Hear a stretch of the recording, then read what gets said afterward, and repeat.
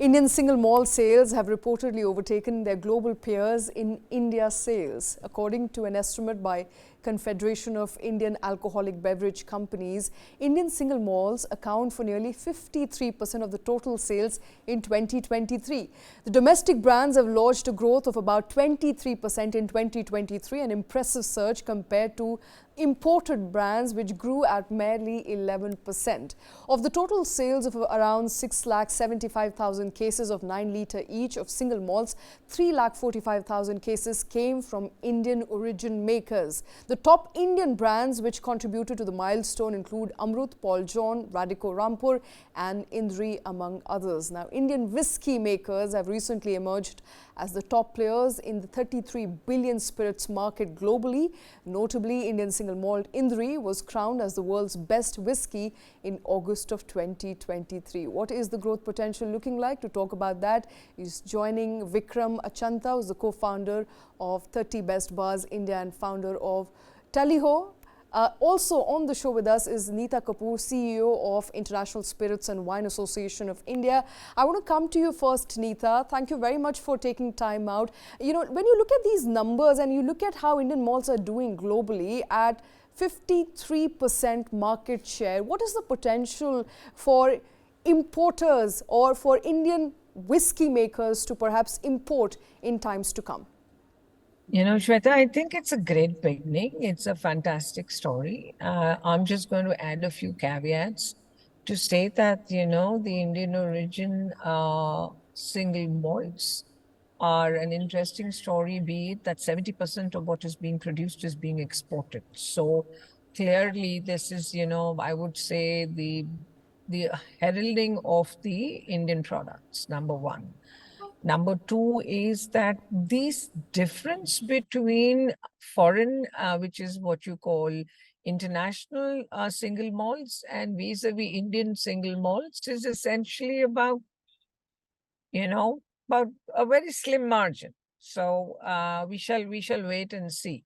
But be that as it may, it's a stellar performance where I think Paul John leads the single malt as they've been one of the very early movers in the export market, followed by, of course, you have, you know, Rampur, and now you've seen Diageo launching the domestic brand Godawan. Pernod is launched Longitude 77. So I think it's going to be a fantastic story going forward. It's going to be a market at the premium end is going to be a mix between Scotch and malts. Yeah. And that's when I come to the second point. When the Indian domestic, you know, story is so strong, then, and this is what, you know, at International Spirits and Wine Association, we've been saying, that then, you know, the domestic brand being so robust in product development, the FTA should be seen as an, you know, an opportunity. And I'm particularly referring to the India-UK FTA and saying, you know, let's just kind of, you know, look at rationalizing of the imported duty structures, which is 150% for imported products. And the Indian industry doesn't need those kind of protective duty structure measures. And the single malt growth is, you know, an ample evidence of that. All right, very well. Vikram, you know, I would want you to weigh in on that. I think an interesting commentary coming in there that we don't need those sort of duty structures because there is a large room for Indian single malts. In your own experience, when people are ordering, when people are, you know, making that purchase, are they now increasingly preferring Indian brands? Is there a brand preference that has now changed? First of all, Shweta, thank you so much for having me on the show. It's a pleasure to be here today evening. And I think the single malt industry in India, the Indian single malt sector is still a relatively nascent sector. And it's tremendous to see the strides that it's made in the last 14 to 15 years, ever since, I would say, Amrut Fusion was anointed by Jim Murray as the third best whiskey in the world. The strategies that they've chosen also has been quite smart into first to get the overseas accolades by critics and consumers in exports markets, both in the case of, say, Paul John, Amrut, and also for Rampur, and a strategy which is being echoed now by other brands which have followed in their wake.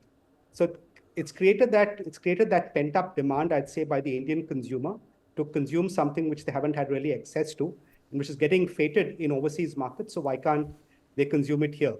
The Indian consumer has also got increasing confidence in purchasing Indian brands like single malts, and definitely the whole Indian craft spirit story, which we've had gin come into play in a large extent. And the whiskey consumer is also an experimentative consumer. So they by and large might not necessarily want to be stuck with, say, only one brand. They're quite open to drinking different taste profiles and flavors and expressions, which has been quite in vogue, I'd say, also by the Indian single malts, which we're having more and more of these brands come into the market now. Okay. So it's not just the price point then, it's more than the price point, it's the variety that Indian brands are now offering at this point. That's true. And there's also a distinct product difference between, say, single malts from Scotland and single malts from India. There are two major differences. One is in the kind of barley that is used. So we use a different strain of barley in India as opposed to Scotland, which has a far higher protein content. And that results in a whiskey which tastes markedly different from the primarily more fruity and floral textures of, say, Scottish single malt. So our flavor profile is a little bolder, shall I say, in our expression, something which Indians possibly also like in their cuisine, and why not in their whiskey too? Yeah. And the second aspect, and the second aspect is the temperatures in India. Considering the extremely high temperatures where these casks are sitting and maturing, there's a much marked interaction between the cask and the liquid inside, which results in, again, different flavor profiles developing for these Indian single malts.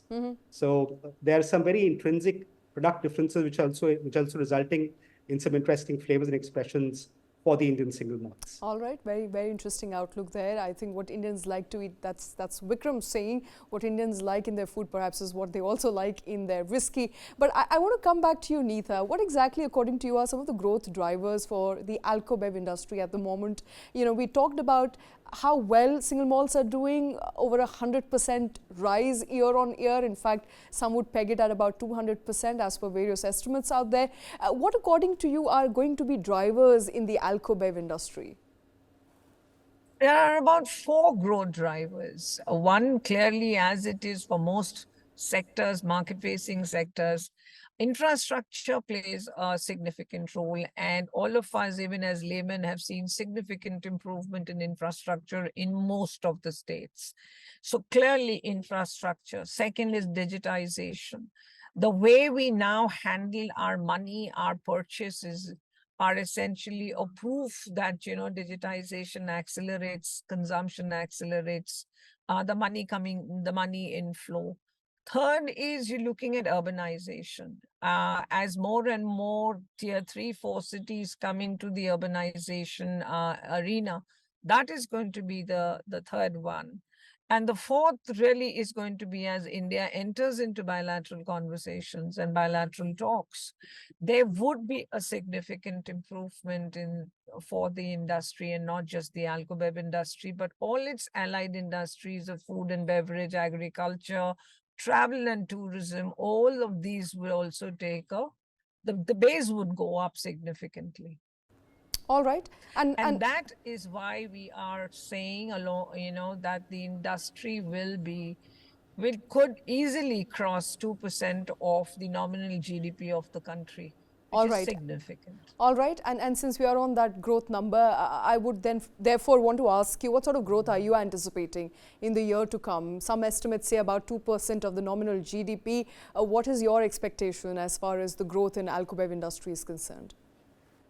I think if I was to look at the IWSR data, we are saying that, you know, and I'm talking really about spirits here, we would say around 4%, 3.5%, 4% on a large base is where the alco-bev industry, the spirits would grow over the next 5 years. But then alongside spirits, you've got, you know, the vodkas, the rums, and the other products also, the gins that would be growing. So yes, it would clearly be about 60 billion. Yeah. Okay. As far as the value of the industry is concerned, the tax will significantly grow. Okay, over $60 billion. Vikram, do you concur with that number as far as the growth in alco-bev industry is concerned? Over $60 billion. Are Indian brands going to soon take over not just their global peers, but the market size of India seems to be fast expanding? Yes, I think absolutely no disagreements there when it comes to the growth of the Indian alcobev market. And I think every global player has their eyes very firmly tuned in India as they see the market expanding, the number of consumers coming into the legal drinking age growing by leaps and bounds every year, and the consumer getting more experimentative, the consumer definitely premiumizing to a far greater extent and wanting to consume something which is top shelf. They're interested definitely in drinking better, if not drinking more, something which I think is music to the ears of premium brands around the world. They're open to exploring new categories which are coming to the Indian market, like tequila and mezcal, for example. So very much mirroring trends that we're seeing overseas, also in the Indian market when it comes to the way alcobev is taking off. We Okay. run the 30 Best Bars India property, and the way Indian bars have taken off in the last 3 to 4 years, we're now amongst the best bars in Asia, even the best bars in the world, purely from the kind of cocktail programs, the bar design, the quality of bar talent that we have.